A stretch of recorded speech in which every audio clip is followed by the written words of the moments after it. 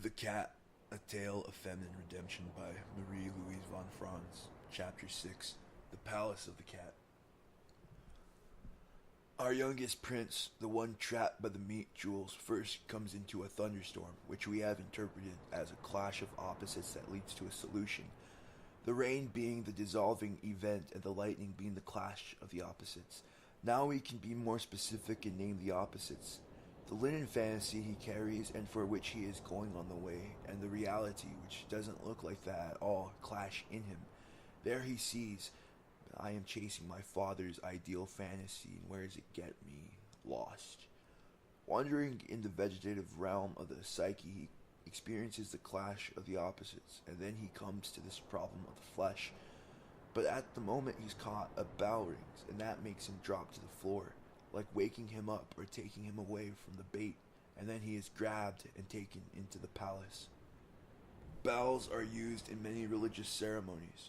There are the church bells in Christianity, the little bell used in the Mass, bells in the Tibetan religion, in Buddhism, and so on. In every religion there are specific connotations, but the general meaning you find everywhere is keeping demons away. The devil hates the ringing of a bell. He can't stand it. Another aspect is that it concentrates attention on an important event. In the Mass, it marks a transition point. It marks the point when the transubstantiation is imminent, rather like an alarm that says, now watch out, the transcendental event is coming. That's why I call it a concentrating or summoning of the attention. Bells on the church tower that ring every hour mark off divisions in temporal time, which has to do with the desacralization of time. When clocks were first invented and came into general use in the 15th, 16th, and 17th centuries, you actually had them only in monasteries and churches. If you read Nicholas Cusanus, for instance, you will see that there the clock was thought to be an image of the cosmos, and even of God because it's a mandala, a time mandala. The idea was that it marks the sacred times. That's why there are sacred hours of the day and sacred events, funerals and births and so on. And slowly, but only after Descartes, came the image of the clock universe as a machine which just runs its course mechanically, and that's what Einstein was defending against with quantum physics. God's freedom is nowhere in a clock universe where everything is predestined. Descartes still had God in it, but he said, God made those rules and he's not going to break them anymore. So God has once made a mechanism and now he has caught himself in it. He can't change it. But in the Middle Ages, God could constantly interfere with clocks. In the Bible, Joshua made the sun stand still, and when Hezekiah was ill, Joshua stopped the clock for 15 hours, and so on. God, or the divine miracle, could always interfere with time. Time was not a mechanical tick-tock-tick, just marking time into eternity. So there is a long development of modern clock time, which is a desacralizing process. In villages, the bell in its original meaning tolls death, marriage, birth, all the archetypal situations, indicating that now something from eternity, something archetypal is happening. The idea was that everybody at that moment should stop work and say a short prayer, think of the dead or think of the woman who is now giving birth. It called their attention. It's difficult to circumscribe in psychological language. You could say it is an exteriorization of an inner voice or an inner signal. You know, sometimes you have the experience that you go through life and all the daily events are trivial, and then the telephone rings and suddenly something says to you, now watch out, something's going to happen. And then if you don't answer, you miss something really important. You have a bell inside that kind of rings and says, something important is about to happen. I would call it the voice of the self, a signal which says, don't miss the fact that this is an archetypal event. One can easily miss archetypal events, especially if one has a hectic day and a lot to do. Then only later, when one goes to bed, one thinks, what happened today? This morning at 9 o'clock, that was important, but you missed it. It is like that when someone dies. That lifetime stops, and very often clocks actually do stop. It is a parapsychological thing. A best friend of my father, a very sober military man who didn't believe in miracles, witnessed it himself when his wife died. It had a big clock in the room where she was dying. She was in a semi-coma and began to fantasize a face onto the face of the clock, talking to it. And at the moment she died, there was a terrible noise in the clock, and the clock stood still. After some months, he took the clock to a clockmaker who said, "But what happened? There's not one part in the clock that's whole. I can't repair it. It's as if somebody took a hammer and smashed up all the works." He said sorry, he couldn't fix it. My father's friend just took his pipe out and said, "I can't explain it, but that's how it happened." Such stories are quite frequent. The clock has this magical aspect.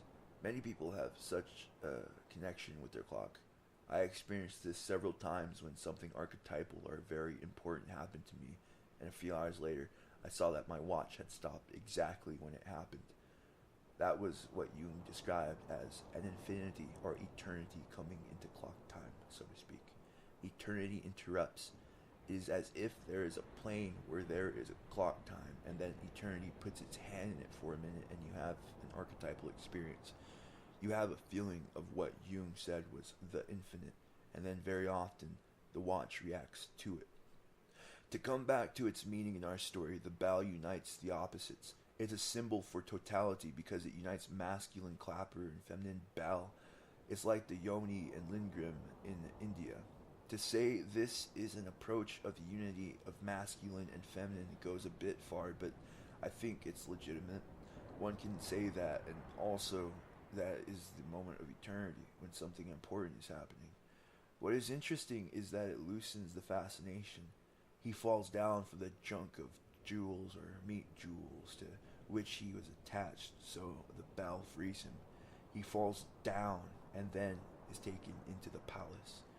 If we take the bell to mean we chase away demonic fascination, it would mean that when he hangs there by his foot, he's fascinated in a rather demonic way. He's caught, which is a negative state of being, and the bell frees him as if to say, "This is only a prelude. Now the important thing is happening." And so he wakes up. He becomes more conscious. Through that, he is freed from his fascination and falls into where he really belongs. Namely, he has to go into the palace. There he comes to a room with a table and a candle and a bed, and he thinks, "I'm going to rest here." When he goes to sit on the bed, suddenly hands appear without bodies, only the hands. They grab him and beat him and tear all his clothes off. He doesn't know where the hands come from. He sees nobody, only the hands. And in his despair he cries out, "Oh God, why is he beating me like this?" The beating stops and the hands disappear, only when he is completely naked. Not one bit of clothing on his body. Then there is suddenly a lot of food on the table and beautiful clothes which he puts on. After eating the food, he feels better and forgets about the beating. The next day he goes into another room and the whole thing is repeated. On the third day, something else happens. Twice he is beaten by invisible hands. Apparently, it's the cat's servants who are doing it, because on the third day, it is said that the cat empress orders them to take the young hero into a big room where everything was made of pure gold. The closest parallel I could find to this is in the Grail legend. In Christian de Troyes, in Robert de Boron, where there is the motif of the terrible bed. Sir Gawain sat on that bed, and right away a lot of bells began to ring, and then a lion came into the room and attacked. Gawain naturally overcame the lion, and then the ladies from the palace came and thanked him for freeing them, and he was a great hero.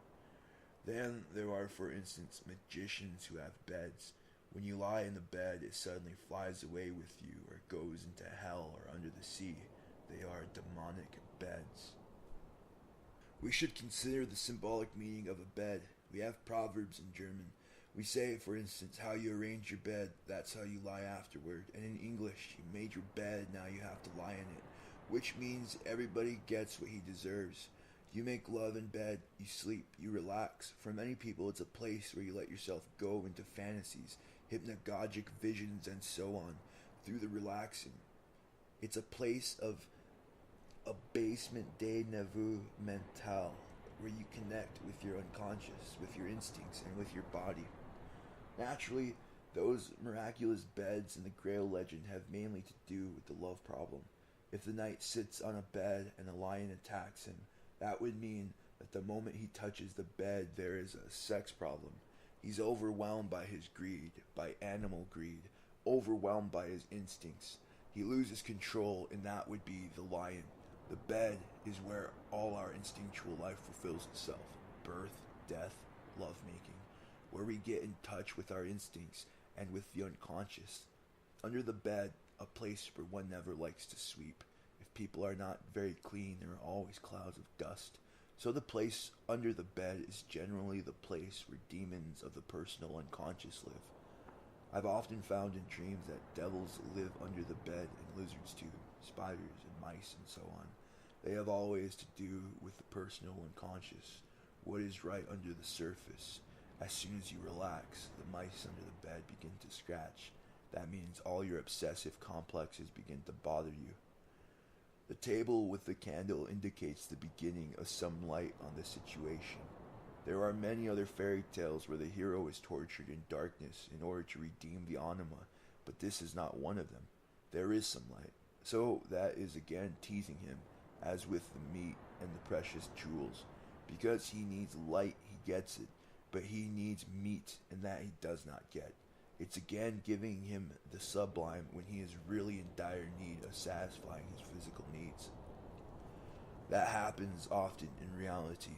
I remember a case of a young man who wanted to have an affair, and he always picked very pious, well-educated girls who were afraid of mama and teased him. They were always very nice and went out with him, went to dinner and so on, but when he wanted to bring up his dire needs, then they took off. It happened 5 times with 5 different girls, and I finally said, "Why do you pick such girls? I mean, there must be something behind that, because there are enough others nowadays." The poor man felt absolutely as if the unconscious was teasing him most cruelly. When one doesn't understand a motif, one always has to ask, what is the conscious attitude of the person the unconscious teases in such a way, and just what does it compensate? He was certainly ambivalent and neurotic. He despised the flesh. He wanted the fleshly woman, but due to his education, he despised it. He had a split anima. He had an anima who was partly romantic and was therefore attracted to the unawakened goody-goody girls because he himself was a goody-goody boy. Of course, he had urgent fleshly needs, but he disapproved of them. He would be the kind of man who, when he seduced a girl, would despise her for it. Many men do that. They have their way with a woman and they think, oh, she's only a whore. So, in a way, he did not value the flesh in the right way. He wanted it, but he did not value it. He did not have the right attitude toward it. He was still caught in the Christian prejudice against the flesh. It is not enough for a man to say, I am not going to believe in that Christian idealistic thing. I'm going to have a real woman, a concrete woman, in bed. For if he secretly still despises her body, her physical being, and he is caught in the old prejudice, then if he is not meant to make that mistake, the unconscious just teases him all the time until he realizes what he is doing, that he is behaving in a split manner. He wants it, but despises himself for that, or often, having had the woman, he hates her and begins to doubt her. She must be a prostitute. Probably she goes with other men too, and on and on. All this aftermath.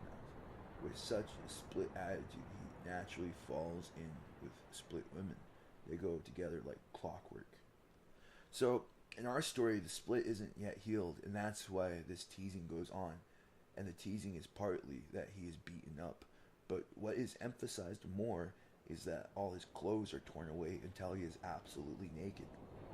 The nakedness is again a unique motif. Otherwise, the beating up is very widespread. It's called the 3 tortured nights. In many sagas and fairy tales, in order to redeem a princess who is a snake or a toad or something like that, there is a hero who has to suffer, to be tortured by evil ghosts or black men or black cats for 3 nights in order to redeem the princess or lady from her animal form. That is the motif of the 3 tortured nights. It is always a man who has to endure that. Women are also tortured, but in other ways, not physically. It is always male heroes in fairy tales who are physically tortured, and as far as I know, always in the service of redeeming the feminine. You see, this compensates masculine consciousness, which believes in action. The man has to suffer, which means he has to take a passive feminine attitude. Just stand and suffer, not burst into action. For a virile man, it is very difficult to passively suffer, simply to endure, because his natural temperament says, I must do something about it. I must break out of this situation. I'll fight. Where is my enemy? Let me fight the enemy. I notice this when I have to say to men, well, you can't do anything. You just have to suffer the conflict. There's always the question, yes, but can't I do something? I say, you can't do nothing. Just nothing. That's terribly hard, but that is how the feminine side in a man is redeemed, and the feminine principle in general as well. The same is true if a woman has, for some reason, to redeem her own femininity. Then her animus, her masculine side, will say, what can I do? What shall I do? Instead of redeeming the feminine through suffering. Jung once went so far as to say, if a woman asks, what can I do? She is already in the animus, and I won't answer. That's maybe going a bit far, but there is something to it. A woman caught in a masculine attitude wants to take action. She wants to fight, to do something, and in that she is moving away from her femininity. So if it is a question of redeeming her femininity, she has to learn to suffer without always thinking, what can I do, or what must I do? Naturally, that also compensates the mainly Western patriarchal active outlook we have on life. That's worse, for instance, in analysis. Many people can't understand it. That's why they sometimes leave Jungian and go to a psychiatrist who gives them a pill. If you ask why, they say, at least he does something. You only tell me that I should suffer. But I think something should happen. Something must be done. Now, of course, like all psychological truths, there are always half-truths. There are many situations where one has to do something, but there are other situations where the real deal, the real heroic deed, is to stand the suffering and not do anything. Then comes this additional motif, which is not frequent, namely that the hands beat him and take away all his clothes, so that he stands naked. Afterward, he is given food and clothing. Clothes represents a cultural attitude, and nakedness always has the meaning of the naked truth. In many primitive rituals, people have to be naked. In the ancient mysteries and certain baptismal cults, people had to enter the water naked and come naked from the front again. The idea is always to get rid of all the cultural or educated or acquired attitudes to be one's own naked truth. Any outlook one has acquired through culture is taken away. Our hero has to come to a point where he is just himself and nothing else. And there, in his despair, he finally says, who is it who beats me? He asks the personal question, who is it? Then the hands give up and suddenly he sees food and new clothes. But that lasts only for one day, and then the whole thing begins again. More teasing. These scenes remind me of typical initiation rituals. We know very little about antique initiation rituals and mysteries, but for instance, those who have been in Pompeii and the Villa of Mysteries have seen that people were beaten and had to appear naked. So there was physical torture as part of the initiation, and probably in the Mithraic mysteries there were too. It's basically the same as the tortures you still have in primitive societies, where the young men, when they are initiated, are very often beaten or mutilated.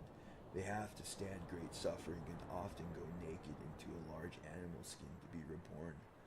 So there, nakedness has also to do with rebirth, with being reduced to the state in which one was born. Naked as one was born, we say in German. In Germany, they have these rites in student organizations. They beat one another too, which is also a male initiation ritual. We do not have it officially, but we have it in the Boy Scouts. In many Boy Scout groups, the elders used to terrorize the youngsters in the night, not so much by beating, but by making them jump into cold water, or suddenly appearing in a bedroom to pull them out and throw them into a cold lake. All sorts of such masculine initiations. Parents never hear about that, or only with horror 10 years later, but it seems to be such an instinctual archetypal pattern that it always revives itself in groups. In certain schools too, sometimes they do that. and in perverse ways. On the third day, our hero receives what he needs. At last, he can eat. At first, he is just teased, but then he gets to eat. Earlier, we said his hunger was for the flesh. He had fleshly desires, and at first, he is teased about that, but now he receives it because he is purified, probably through his new clothes. They have taken away, for instance, his patriarchal despising of the flesh, a cultural, habitual, collective attitude. One can even experience it, though I think it is symbolic here. Probably he receives what he really needs for his body, also not only on the oral level, but it is a rare experience for those of us who always have enough food. We know from ethnology that in all primitive civilizations, the plants and animals that are the main food of a tribe are considered divine. They are sacred. The caribou for the Eskimo, or the wheat for farmers, is a god, and so on. I had learned that, but I had never experienced it until once, when I was young and had no money. I went for long days marching in the mountains, sleeping in the hay and bathing in cold rivers, eating only once a day in order to save money. One evening, after the third day, I was so hungry and miserable that I finally went to an inn and ordered a plate of spaghetti. I did that with some friends, and then I passed out. I had a blackout, and when I came back to consciousness, I had a feeling of warmth and ecstasy. When I kind of reopened my eyes, the others looked at me and said, "Wow, wow," because I had just eaten that spaghetti like an animal, absolutely unconscious in a mental blackout. I woke up as from a dream, and I felt this warm food going down in my body, and I felt I am alive again. I've died, and now I am alive again. To me, and I still feel it, it was really like a ritual death and rebirth. And since then, I know what it is to be hungry and to experience the God who gives you back life by letting himself be eaten by you. Primitive populations always live on the brink of starvation, and one feels death in one's bones, so to speak, when one is that hungry. One feels, now I can't drag myself around anymore. I can't walk. I have become so weak. And then when suddenly this enormous flood of life comes back into you, you feel that a God has given you back life. I could have worshipped that spaghetti, or rather the weak God who made the spaghetti. I can worship him now. It is life. It is the mystery of life. And that made me understand what Jung once said. Freud is wrong. I don't believe that sex is the strongest drive in mankind. Hunger is. Hunger is problem number one, and sex comes only after hunger is satisfied. On the third day, the Empress, now suddenly the cat lady is called the Empress, orders her cat servants to lead the young hero into a big hall decorated all over with gold. Everything in it is made from pure gold. 10 hands come and bring him a garment of pure gold. They put it around him, and then he sees 100 cats who make music and sing beautifully. He is led into a throne of purest gold, and he thinks, I don't really know who rules here. Then he sees before him a beautiful little cat in a golden basket.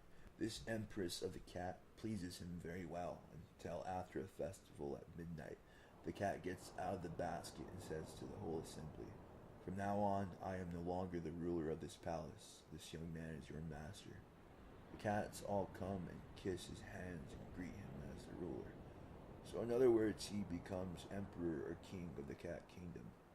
We have had the important motif of the cat, and now we should look at the round golden basket. It's a mandala, a symbol for the self, and it shows that the cat is a unity of the self and the anima. In psychology and alchemy, Jung gives dreams of an anima figure whose head shines like the sun, and there he says that at that stage the anima and the self are contaminated. They are still one. So here we have a symbol that unites the symbol of the self, the totality, with the highest form of the anima, if we take it from the point of view of a man's psychology. If we look at it from a woman's situation, then it would mean that her cat aspect, the cat aspect of the feminine principle, is the real total aspect. The Virgin Mary does not have the basket, the cat has it. She really is the potential totality, and in that, greater than everything else. After a big festival, the young man becomes the lord or master of the cat kingdom, and indirectly, naturally, the bridegroom of the cat lady. This is a conjunctio. The feminine has now made room for the masculine. Also, you see, it shows that the dark or instinctual side of the feminine is in no way hostile or negative to the masculine principle. One should tell that to anybody who joins feminist movements, that when the feminine is liberated, when the cat principle is liberated, it unites in peace and love with the masculine and is not hostile. The idea is that the cat is the love principle, which accepts the hero in his masculine form, and he, being the prince, represents a coming new form of masculine consciousness which is now accepted and embraced by the feminine. In other words, the great hostility between the masculine and the feminine principles is overcome. Jung said once that most novels, films, except the very modern ones, have a happy ending, and most fairy tales do too, because life is not like that. In actual life, men and women are terribly conflicting pairs of opposites, so their union, the peaceful, loving union of masculine and feminine, is an achievement. It is an achievement of individuation or consciousness. Marriages in past societies usually had nothing to do with love. They were family and clan arrangements, so that when one wanted the male and the female to get on, or to cooperate for the sake of having children, and so on, one excluded the factor of love. One put two people together, this man and this woman, according to clan rules and taboos, and how they got along was their business. Marriage was to a great extent not an affair of romantic love, but a matter of reasonably putting up with each other. That's why, in many primitive societies, men and women hardly talk at all.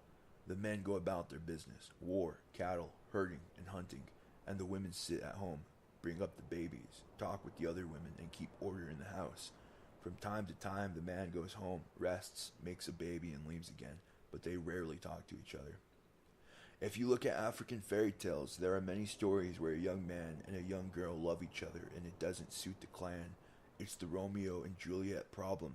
They don't love according to clan rules. They love somebody from another clan which is taboo, and these stories always end tragically. For instance, the two drown, and from then on, sometimes on shining moonlit nights, you see their ghosts over the water. It's always a tragic, unhappy love. Deep, romantic, personal feeling is discouraged by such stories. It is as if people who want to live in that way want something impossible, as if to say, you are trespassing in the realm of the gods. Love fulfillment is for the gods. On earth you have to keep the clan rules. Just put up with your husband or wife, however they are. So what we are trying to do now, seeking to establish a personal feeling relationship between men and women, is a new situation. It began in the Middle Ages with courtly love. That was the first attempt. Then it was discouraged by society, so we can see that we are really treading on absolutely new grounds. Grounds that poetry and religious rules until now have called tragic and impossible. Something that never ends well. It is really a new task for both sexes. One should not forget that Jung was the first to show a way and to promote it, long before there was women's liberation and such things, showing that we now have to try for the first time in history to establish a real relationship between men and women beyond the blind attraction through the projection of animus and anima. Of course, that attraction is always at first mixed up with it in some way. Nobody has really integrated anima or animus to agree that doesn't come in, but to be able to hold on and go beyond it into a real love relationship, whatever that is, that's the great mystery anticipated in this story, in this meaning. The festival comes to an end and everybody goes home. The Empress of the Cats led the young man to his bedroom, embraced him and asked, "My dear hero, why have you come here?" And he answers, "My dear cat, God leads people on different ways, and my father has sent me to find some linen which should be so thin that one could blow through it and put it through a needle, and I have come to find that." One might expect another answer or hope for a better conjunctio, but at this point he is still too masculine, so he just gives an objective answer to her seductive question. One sees he is still a bit tied to his father, to the old world, that he still has this purpose in mind, this ideal of his father. As we have shown, the ideal anima fantasy the father is longing for is not wrong, so in a way it is not wrong either that the young man remembers or carries it. But what he does not see is that right in front of him is the cat who can fulfill it. He doesn't make the connection. The story skips here to another part, a continuation. His two brothers have gone home. They had waited for him until the year had passed, but when they thought he wasn't coming, they went back to the father. The oldest brother brought the little dog, and the father was quite pleased. The middle one brought the linen that went through a thick needle, but the father asked where the youngest was. So the father is moderately pleased, but still doesn't have what he wants. He obviously hopes for something better, because he asks, "Where is the youngest one?" And one brother answers, "Father, I haven't seen him since we separated from each other. He's gone. He'll probably not come back." And they all thought he had died, so they cried and were very sorry. There you have again a hint that this father was not altogether evil. He really cares a little for his son, but he is weak. He is like alcoholics are. They cry very easily. The youngest brother, meanwhile, is still living with the cat, and one day she says, "My dear, don't you want to go back home? The year is over when you were to meet again." "No, I don't want to go home. Where should I go home to? I'm happy here. I'll stay here until my end." The cat says, "No, you may not. If you want to stay here, you must first go back home, and you must bring your father what you promised." And he says, "But how can I find such thin linen with fine threads?" The cat tells him that's no problem, she'll see to it.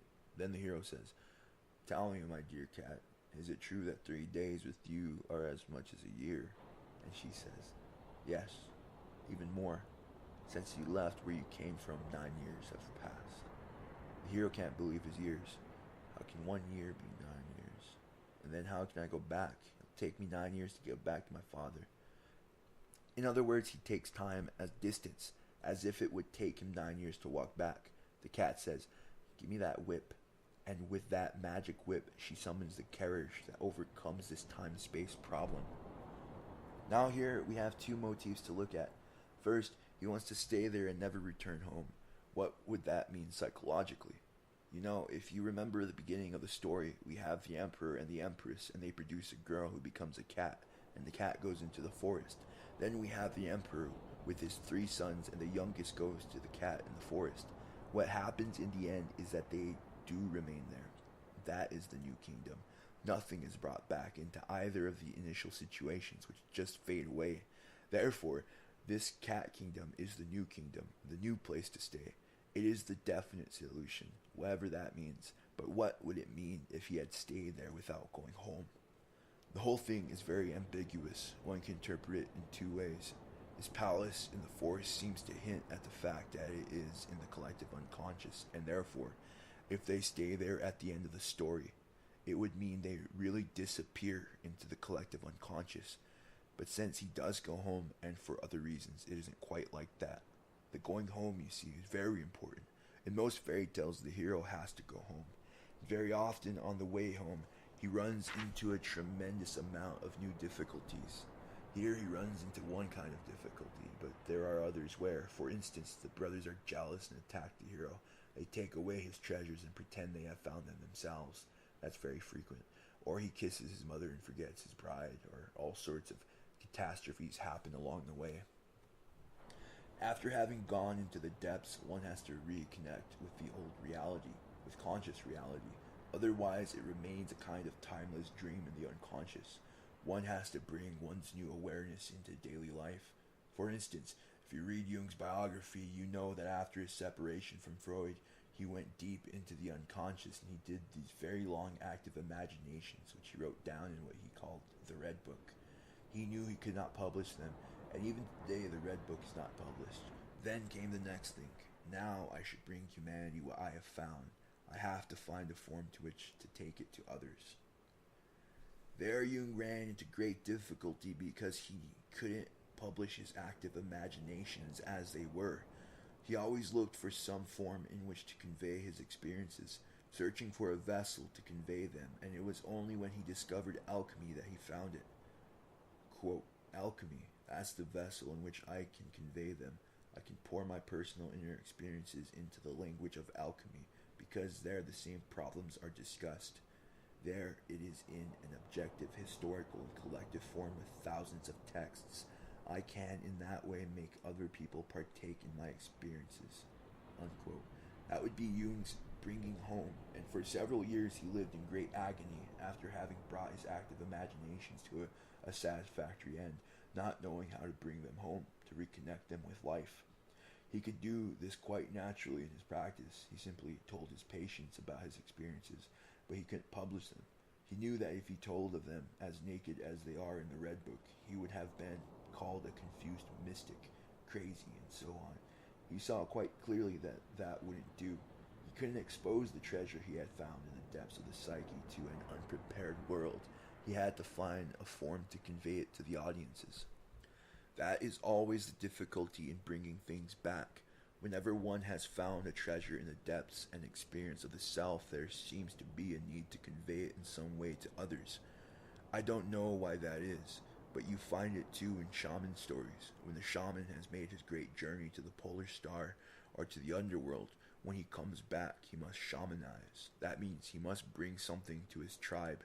There is one story where a shaman is a reindeer hunter and he doesn't like to shamanize, so he always slips away to just hunt reindeer because it's his favorite occupation. But every time he does that, he falls ill. He finally gives in and says, "No, I have to serve my people. With my inner experiences, I have to serve my people. I can't live a private life as a happy reindeer hunter anymore." This necessity also arises in our story, because the prince is called upon to change the existing collective order, and therefore he has to bring his experience back. So it is interesting that the cat insists he should go home and take that linen to his father, that he could only legitimately stay with her after having reconnected with the world of collective consciousness he came from. Then comes this funny discussion where the hero asks, "Is it true that 3 days with you are as much as a year?" And the cat says, "Yes, even more. Since you left where you came from, 9 years have passed." There you have an example of the relativity of space-time in the collective unconscious. You can keep that in mind whenever you have to prove to somebody what Jung, for instance, in his paper on synchronicity, just presupposes or mentions, that in the deeper layers of the unconscious, space and time become completely relative. You see here a beautiful example, and there are thousands of such stories, where always when you are in the magic realm, in the depths, time becomes distorted.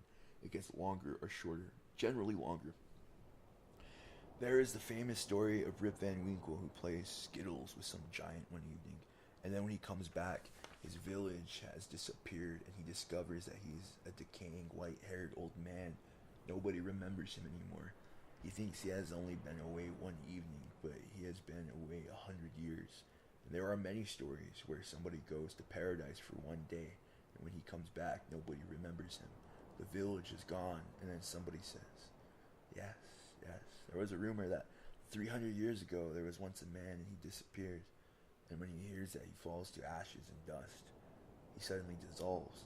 So paradise is timeless, and Ireland is generally the fairy hills. Somebody goes into a hill for what he thinks is a few hours or an evening feast, and when he comes back, everything is gone and hundreds of years have passed. This relativity of space-time in the unconscious accounts for why, in the realm of the archetypes, our ordinary clock time is not valid.